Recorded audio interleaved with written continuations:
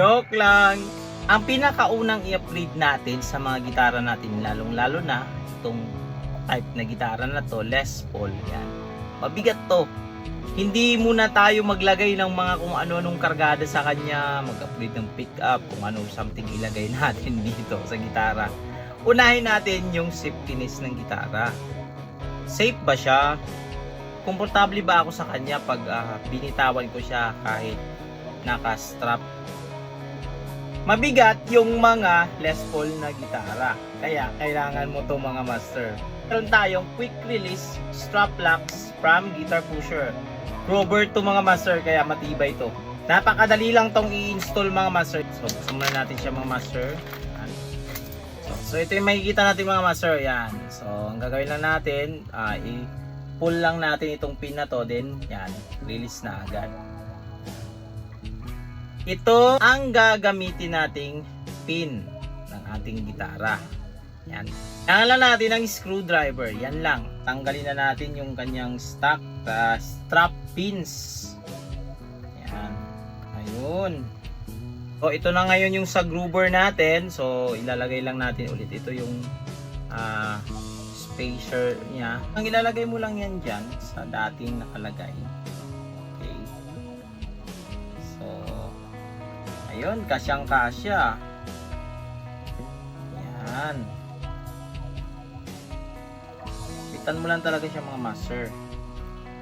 Yan, para hindi siya makawala. Yan. Once na mahigpitan mo na to, siguradong hindi na makakawala yan sa strap niya. Ayan. Fit na siya mga master. Yung dito mamaya na natin ikabit. So dito muna tayo sa isang part ating strap.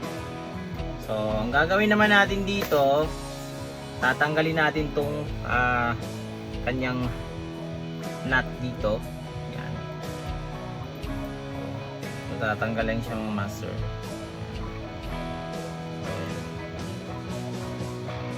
Then makakawala na yung ating washer. Yan. Tanggalin mo talaga siya mga master. Yan. Kasama nung washer. Yan. Then ito is ipapasok mo lang dito sa ating strap. Yan. Ito lang. Napaka basic, simple lang siya. Yan. Okay, ito na ang forma niya. Yan. Kailangan nakaganito mga master para pagsabit niyan mamaya nakaganito siya. Then ilalagay na natin yung washer. Mauna yung washer bago yung nut. Yan. So ganun lang, ilalak mo lang siya, parang laruan lang to mga master. Yan.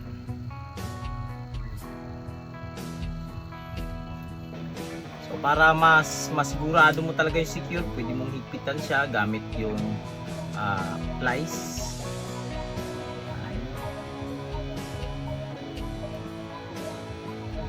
Oh, yun oh. So, yan na. Alagay na, then ganito lang yung gagawin natin. Napaka-simpleng basic arithmetic lang. Siyempre, angat natin to. Kasi ito yung, nandito yung locking mechanism niya eh. Then, yan na. Oh. Kahit ganyan-ganyan mo pa yung gitara mo. Yan. Hindi siya malalaglag kasi lock na siya.